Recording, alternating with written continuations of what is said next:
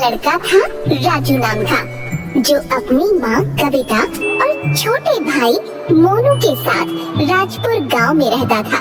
राजू के पिता का देहांत उसके बचपन में ही हो गया था। तब से राजू की माँ ने ही घर के लिए पैसे कमाने की जिम्मेदारी उठाई। कविता ने बहुत मेहनत की अपने बच्चों का पालन पोषण करने के लिए।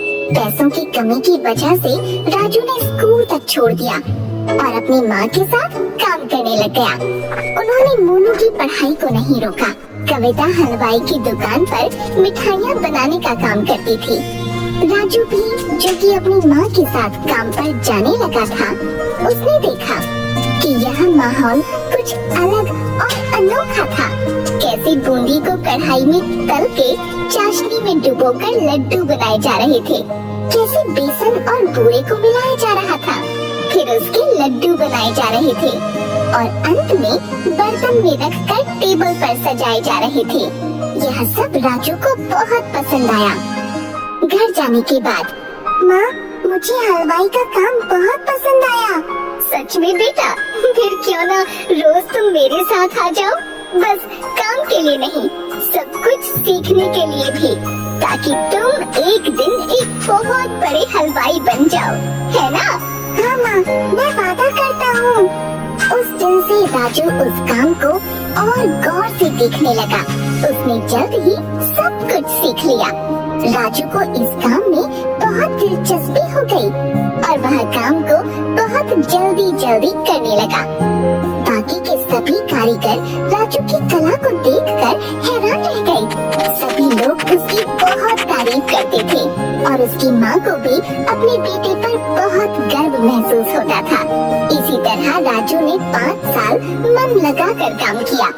इसी दौरान राजू की माँ की तबीयत अचानक खराब हो गई और उसने काम पर जाना बंद कर दिया। अब राजू अकेला था, जिसको अपनी बीमार माँ को संभालना था और भाई की पढ़ाई को भी। दुकान पर की गई कमाई उनके लिए काफी नहीं थी, तो राजू ने सोचा, क्यों ना मैं अपनी दुकान खोल लूं। राजू माँ से बोला, कब तक मैं हलवाई की दुकान पर काम करूँगा?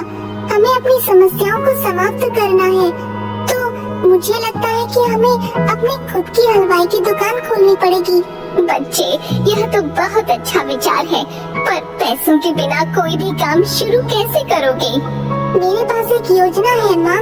मैं रामलाल सेठ के पास काम कर रहा था। उन्होंने मेरा काम देखकर बोला कि वह मुझे जब भी पैसों की जरूरत हो तब वो मेरी मदद कर देंगे, और उनके कुछ लड्डू अधूरे रह गए हैं, तो मैं उनसे पैसे लेकर उनका काम खत्म कर दूंगा।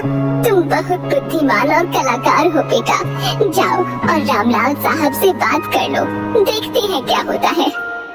राजू रामलाल सेठ के पास जाकर अपनी योजना के बारे में उनको बताता है। अरे बेटा, इतनी कम उम्र में तुम्हें बहुत कुछ सहना पड़ रहा है। मैं तुम्हारी मदद जरूर करूंगा, लेकिन ऐसे काम के लिए तुम्हें कम से कम 5 लोगों की जरूरत है।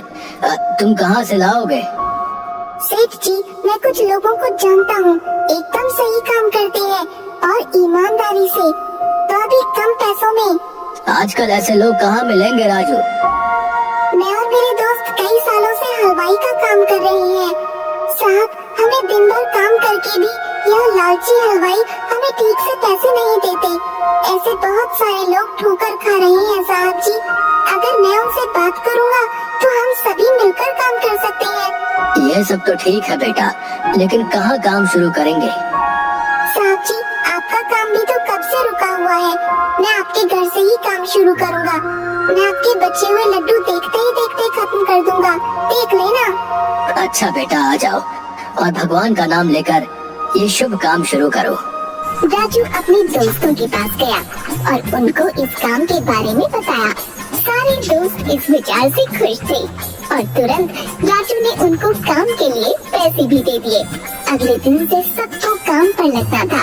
अगले दिन राजू के दोस्त आए अपना अपना सामान लेकर। राजू ने बचे हुए पैसों के साथ बाकी का सामान लाया, जैसे कि बेसन, बूरा, घी वगैरह।